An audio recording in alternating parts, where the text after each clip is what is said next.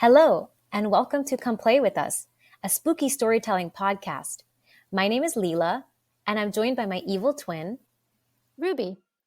We're actually both the evil twin. We're both writers with non-writer day jobs. We believe in the power of great storytelling, so we've invited guests with the challenge of weaving a tale about real-life hauntings and paranormal activities with the sole purpose of scaring the shit out of us. We'll rate them to see how they've done. Our ratings go a little something like this: scared shitless,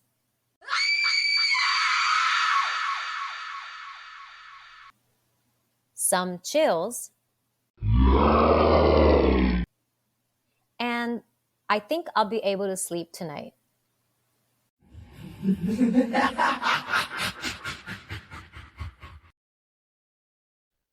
Hi everyone, welcome back. Today we have a really creepy story, and I'm going to be telling the creepy story to our returning guest, Jaclyn, who just muted herself. Hi, it's me. It's me again. Hi, everybody. It's Jaclyn. Our esteemed guest, Jaclyn. Yes, and thanks to Jaclyn's story that took place in South Africa, we have tons of South African listeners. So shout out to our South African listeners who Jaclyn brought to us. And last time I tried to scare you and I couldn't scare you. Jaclyn is a tough audience, so that's Yeah. like you present a challenge to us, which I'm glad because it makes us strive harder and do better. So I thought I want to get under your skin. So my story is about the possession of Anna Ecklund, and it is an epic story. Ooh, possession. Yeah, I think it's our first real possession story on the pod too. And it looks like Jaclyn's fully prepared. It's dark. I can't see Jaclyn at all.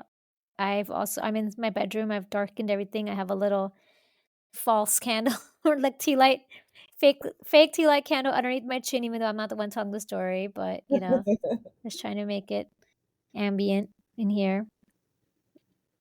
So this is a story of Anna Ecklund, who experienced demonic possession intermittently over several decades, starting when she was 14 years old.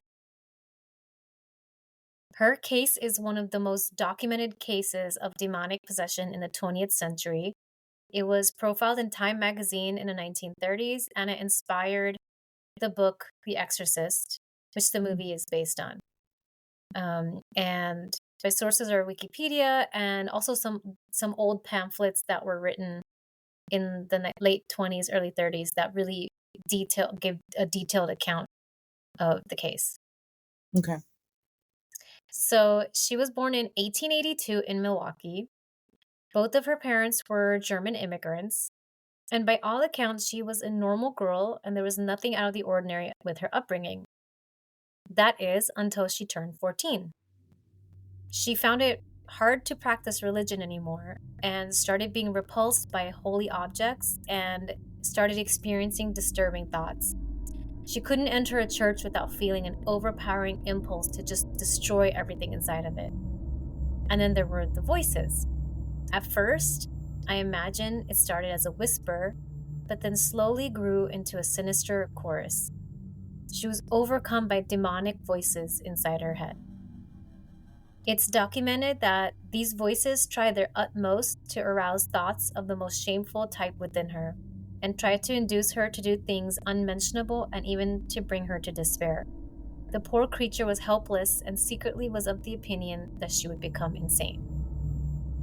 So the church came out to investigate her, but found her to be sane, not beset with hysteria or nervous disorders that were commonly attributed to young women at the time.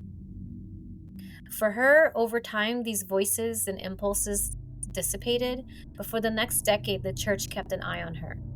Because back then, it wasn't common to immediately turn to an exorcism for a cure. The church would send people out to homes to investigate, and only if they truly believed a demonic possession was taking place would they then send a priest over to lead an exorcism. They basically needed to gather evidence first before turning to such a huge endeavor because exorcisms weren't common and were really only the last resort. So they kept an eye on her, and as they did, there were really strange, unexplained things that were happening with Anna over the years. For one thing, she understood languages she'd never heard or read before, like Hebrew, Polish, Italian, and other Slavic languages. As a priest came over for a visit, he began to speak in Old Latin, what they referred to the language of the church. She immediately tensed and seemed to know that he had shifted. She became angry and lashed out at the priest, foaming at the mouth. Whenever she would be possessed, a foul stench surrounded her, and at times she would roar and bark as well. Quickly, the priest switched back to classical Latin, the one that we know today, and she became calm again. And they would sometimes test her by handing her things that were previously sprinkled with holy water or blessed. Somehow she would always know which items were the blessed ones and would be repulsed by them, but others she would be normal handling them. So they decided that when she was 40 years old in 1912, it was time to perform an exorcism. Wait, sorry. This went on from when she was 14 to 40. So for like 20 years, they just like came and kept an eye on her because 26 years. Yeah. Where was she? Was she institutionalized or was she? No, she was at home. She was at home, but wow. Basically, her life was like in waves. In that, it started with this feeling where she felt like she couldn't perform religion, and then it would go away, and then it would come back, and they'd come and assess her, and then it'd go away, and then it'd come back. So basically, the way they knew that she was possessed is when she would start to get repulsed by religion, and so they just kept an eye on her, and they'd like test her and things like that. Okay, because I thought it was like a constant state of just possession. Like no, it was on and on. She was basically so possessed. Certain things were bringing it. She did. Mm-hmm. So when she was 40 years old, it was time to perform an exorcism. They chose Father Theophilus Reisinger. He was a German-American Capuchin friar and priest. He had spent years as a missionary in the States, and he had encountered his own fair share of possession. So basically, he was an expert, and he was called upon to help. And it was going to be done in complete strict secrecy in Earling, Iowa. Only the Father Reisinger, and then the pastor of the church, his sister, who was his housekeeper, and a few nuns were supposed to be present. And this was basically to protect Anna's identity, so people couldn't know she was the one enduring demonic possession. Wow. So they all had to basically meet up in Earling, Iowa. And she took a train there. And before she took the train, a few of the personnel on the train were actually notified to just keep an eye on her. Just in general? Well, just in case there's any unexplained disturbances. Just in case she would be overtaken by demonical forces or cause misfortune on the train. It was really unpredictable. So they weren't told this woman's gonna get on a train and she's possessed. They just said, just keep an eye on this woman. And luckily nothing of the sort happened, but even though Anna was going of her own choice and she wanted to be rid of this possession, on the train ride, she was overcome with violent urges, and she was trying so hard to suppress them as she's had over the decades. But when she got off the train to meet everyone at the station, she was overcome with rage, and she wanted to attack and choke them, and she told them how she was feeling. And she was able to fight her impulses, but they were really disturbed by that. And Father Reisinger was also on his way to meet everyone at the station, but he was going to take a car, and he was just going to do the long drive on his own. And it was a pretty new car, but for some reason, no matter how much he pressed on the pedal, the car would only go one speed, and it was not very fast. And he was perplexed by this, and he even stopped the car and examined it to check and see what the issue was. But there was nothing wrong with the car. So he hit the road anyways, and he ended up arriving really late to the station. And when the younger priest came to meet him, he actually wasn't surprised to hear that Father Reisinger was having car issues, and they both realized that there was something more supernatural at play. So Then they got nervous about getting into that car, but they blessed the car and they crossed their fingers and they drove to the rectory and they made it on time and safely, even though they were nervous throughout. So then the exorcism began. Anna was placed on a bed and her arms and legs were bound to the 4 posts. And as I'm kind of giving you details of the exorcism, you're probably going to think about the Exorcist because so much of the stuff was used for that. Mm-hmm. But the strongest looking nuns were appointed to basically watch over her and hold her down in case the demonic entities would try to get her out of her bindings to hurt anyone, especially the exorcist, because that always happened during exorcisms. They always attacked the priest. Who did? The people who were possessed. Oh, I see. Yeah, they're always like going after them because they're the ones who are blessing them and things like that. Yeah. So once everything was set up, they began to pray. At first, Anna lay unconscious. Her eyes were screwed shut. But all of a sudden, her bindings just unraveled on their own as she was suddenly freed. She launched out of the bed and she landed on the wall above the door. As she clung onto it, her nails just digging into the plaster, and she was glaring at them. And they just immediately were in shock. But quickly, Father Reisinger and the others pulled her off the wall and got her back on the bed. And they tied her down, this time with even tighter bonds. And then they began to pray again. And when they did, she started to let out earth-shattering howls and screams, so much so that the neighboring people in the village were like, what is this noise? What is going on? It was just so unearthly that they came out in crowds and stood outside the rectory. But the noises were so scary that a lot of them would just like run back home shaking and upset. And so while she was being exorcised, her body convulsed and contorted so hard that some of the nuns were overcome and had to leave the room for moments at a time. And then there was the vomit. Okay. Yeah. She began throwing up bucketfuls at a time. And the stench was so disgusting. And it was basically like excrement. And the coloring and the consistency of it looked like chewed up tobacco leaves. They were afraid that she would die because she was throwing up so much, far more than a normal person could.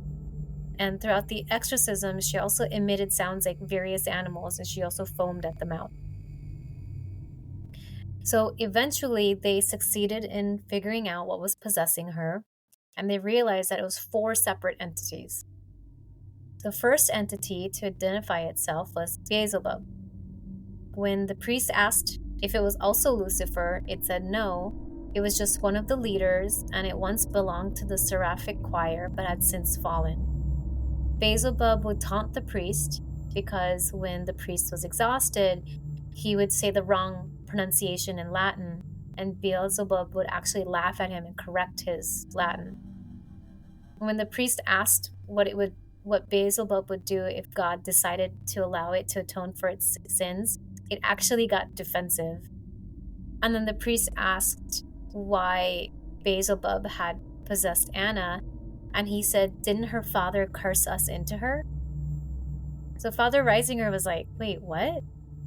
He asked why Anna's father would curse her, and Beelzebub said, you can ask him yourself. I'm growing tired of this. So then Father Reisinger realized that what was peculiar about this was that Anna's father had actually died a decade or so ago. And so when Reisinger pressed Beelzebub, he replied, he has been with us ever since he was damned. He was one of the demonic entities that was also possessing Anna. Who, her dad? Her dad. Question, when Beelzebub? Beelzebub. You made it sound more demonic. What's his name? Beelzebub. Beelzebub. When he's talking, explaining all of this, where is he? He's inside of her. It's just his voice. Oh, okay. Yeah, it's just his voice. So then Reisinger demanded that the father be called forth, but Beelzebub had grown quiet, and it was silent for a while until a deep, low voice boomed out of her. When Reisinger asked if this was her father, it said no.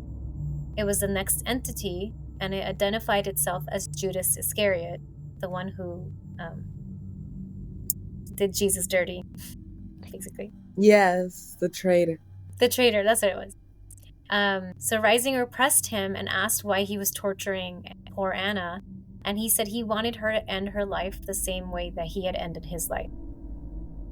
So after many prayers, Judas disappeared, and a new voice came out of Anna, and it was Jacob, her father. And so while interrogated, they learned many unsettling truths.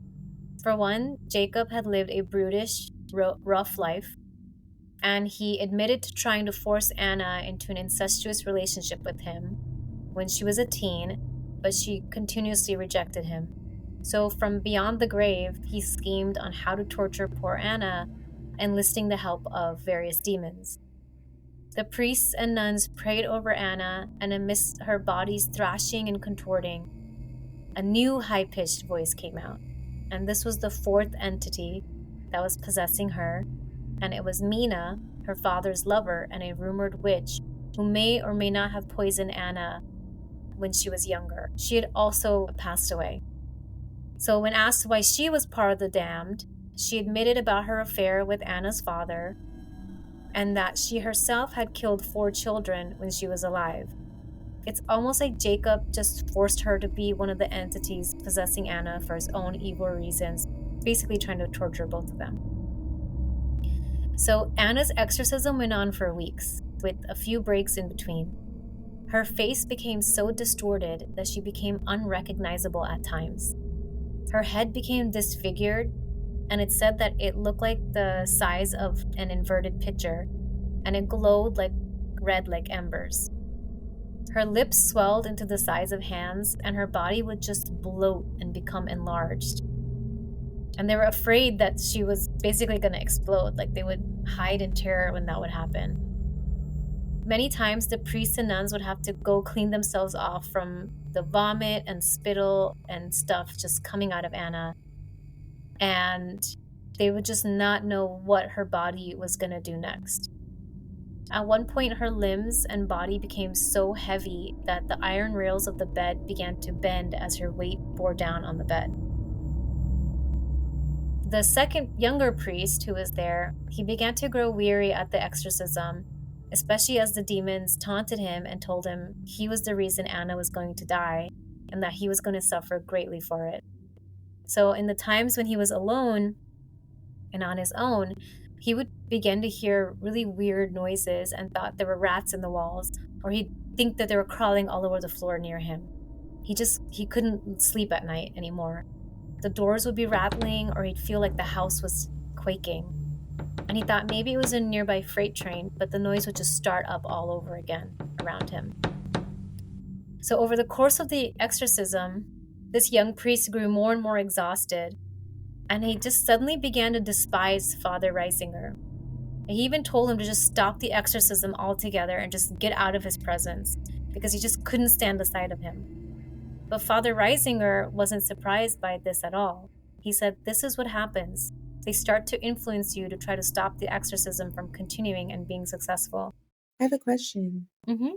So exorcisms is not just a one night or one day type of thing. This can take it can keep weeks going. And this is, I think, the longest on record. Oh. Yeah. Yeah, because I know in The Exorcist, it was like days or nights, Yeah. I guess. They were It's always at night. Yeah, It's because scarier it's at night. the creepiest time, yeah. Yeah.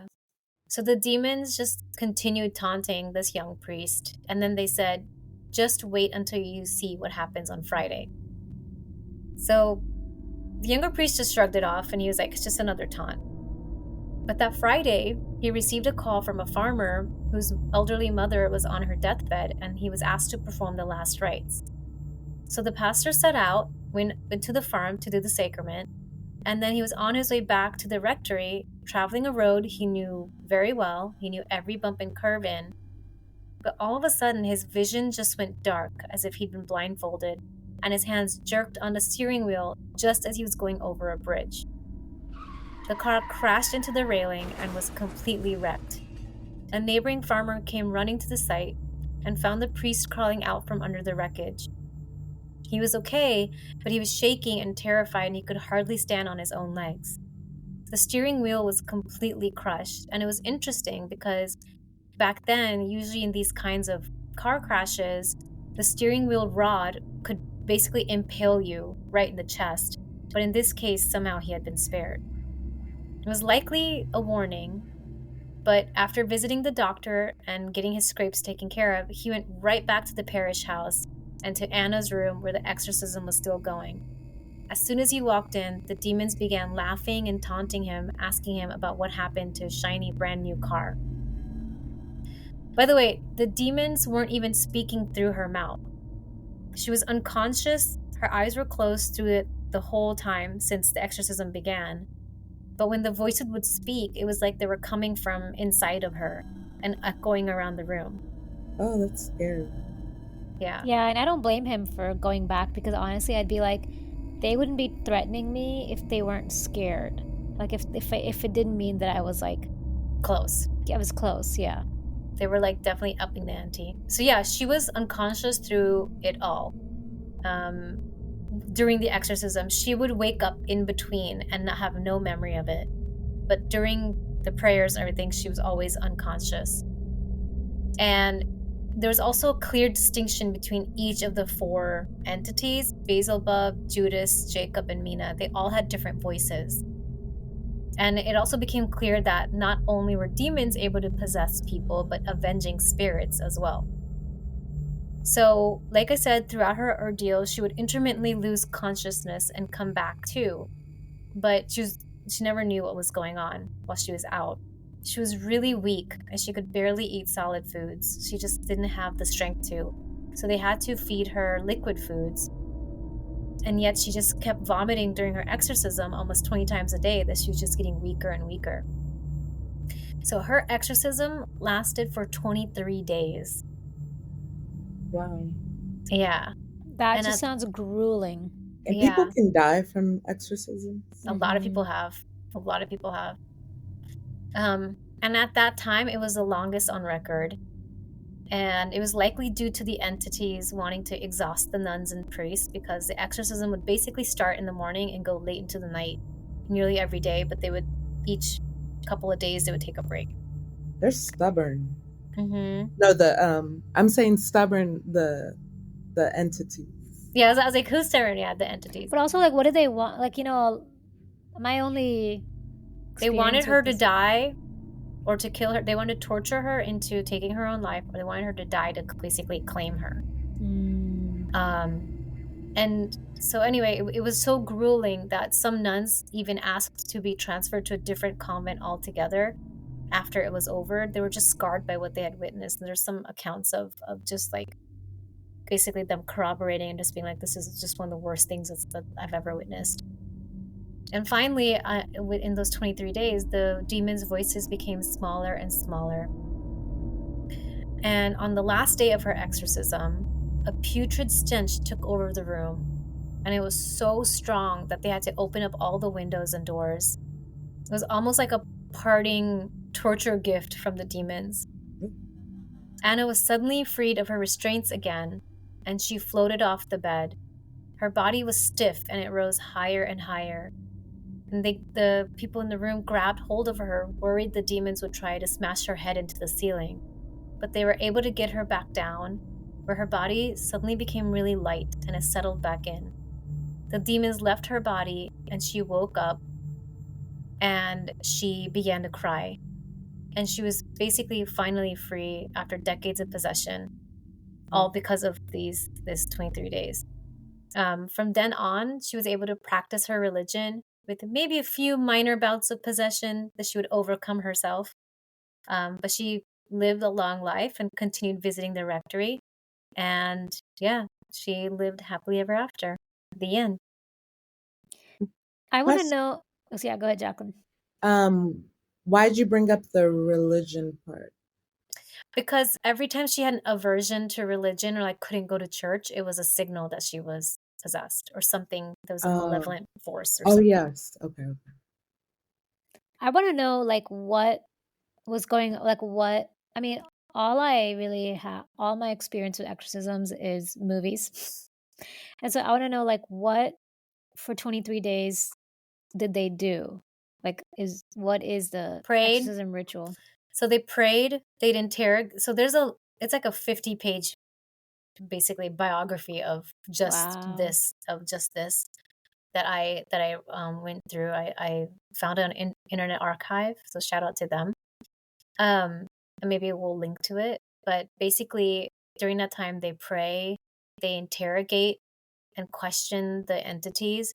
They ask them about their relationship to God, about their own salvation, and then they also, just like speak to them. But a lot of it's praying, sprinkling holy water, bringing in religious relics into the room. So just basically like forcing the demons to confront, to like depart, religion, to confront and then depart, to like drive, like to basically like drive them out. Yeah, and to frustrate them too. A lot of it too was just like cleaning up the mess that she was making. So once these demons were out, where did they go? Probably back to hell, or I maybe hope they don't. Do they jump into other people's bodies? I don't. That's think what so. I thought was going to happen. I mean, that that's what happened in The Exorcist. He decides to save her by having it jump into his body. To like other vulnerable people. Yeah, but I guess there was no one vulnerable around. I mean, if I was there, if I was like the priest or the nun, seeing them fade would only renew my faith, you know? My theory was that it was all her dead father, because he was just a disgusting shithead, and he basically just corralled a couple of damned entities or demons to basically torture his daughter. And his old woman. And that woman, yeah. And like, because it could have not even been Beelzebub. It could have been just a different entity using that name. A lot of times you can't trust what they say, and that's why they interrogate them too. Like, are you Lucifer, or who are you? Like, where are you in the pecking order?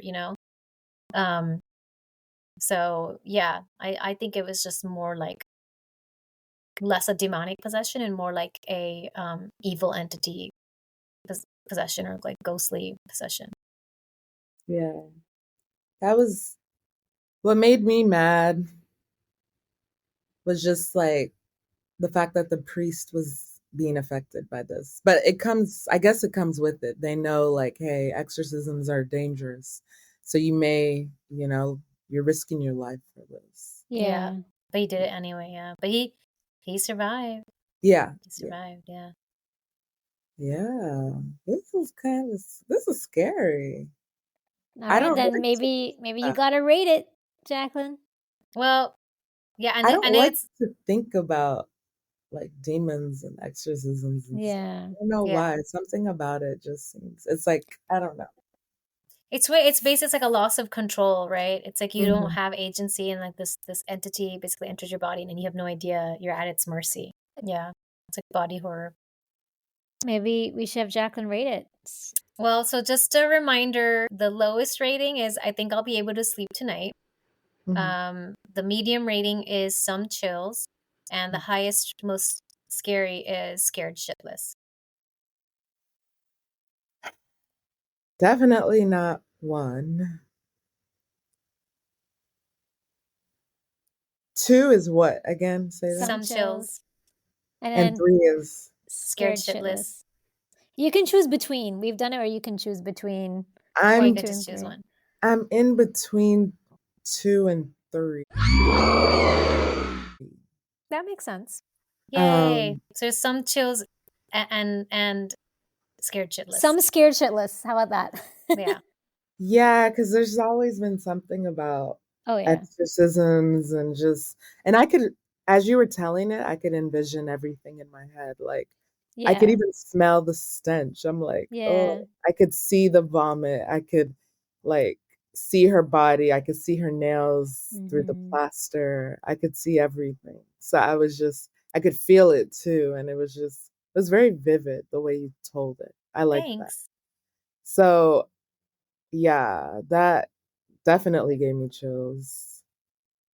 And it's that unknown. And then there's also that religious component where it's like, I don't know, like there's just something about it. Like, I've always been in church as growing up. I've always like they teach you about heaven and hell, and the devil has like horns, like just what you envision of a devil. And then just like hearing, it's like I could hear the voice, I could see it, I could smell it. Ugh, it just gives me, I don't like it. It's all dark too, like in our rooms. I know. I'm gonna have to put the light on soon. Yeah. And I kept put it back on. I kept looking around. I kept hearing weird noises upstairs. Like it just was creepy. Yeah. What about you, Ruby? I'm gonna say some chills. Because it's just really hard for me with possession, because I think I just see it so much in films and stuff that it's just hard for me to separate it from what I've seen. So I know you had said earlier, like, try and separate it from The Exorcist, but like even other possession stuff that we've seen. Like I think they've all kind of been inspired by this because it was published like to the public. I can tell, yeah. And so they all kind of follow the same patterns. I don't think I've ever I guess off the top of my head, I can't think of a possession movie or TV show, like, I can't think of anything that went a different route. Yeah. So it's just hard for me, I guess. I definitely got chills. It is chilling, but I can't separate itself from fiction, I suppose. I guess I've heard so much about this, especially like my family coming from West Africa, and there's all these like, same like in Pakistan. It's always women. It's always women. Tales, like, like witchy type of stuff. This is fun. Yeah. Thanks so much for coming on and listening to my scary story and giving me a high rating. I'm gonna get you with the scared shit list, though. I'm gonna get you. So now I guess it'll be me next. Yes, we would love that. Okay. I've gotten one scared shitless with you, so I'm basically never gonna tell you a story ever again because I don't want that. You don't want to have peaked. I don't want to have peaked. So I want to just like enjoy that I scared you. That was probably one of our scariest episodes, I think. Yeah, it gets a lot of listen. It's like our top three most listened episode. Yeah, that was a scary one. Yeah, it still scares to this day. So yeah. Thanks, Jaclyn. All right. Tell the men I say hi, okay? We will. Okay. Bye. Bye. Thanks so much for listening. If you'd like to get in touch, you can reach us at podcomeplayWithUs@gmail.com. We'd love to hear from our listeners. So if you have real-life ghost stories or paranormal encounters and you think it'll scare the shit out of us, please send them in. Until next time, goodbye. Bye.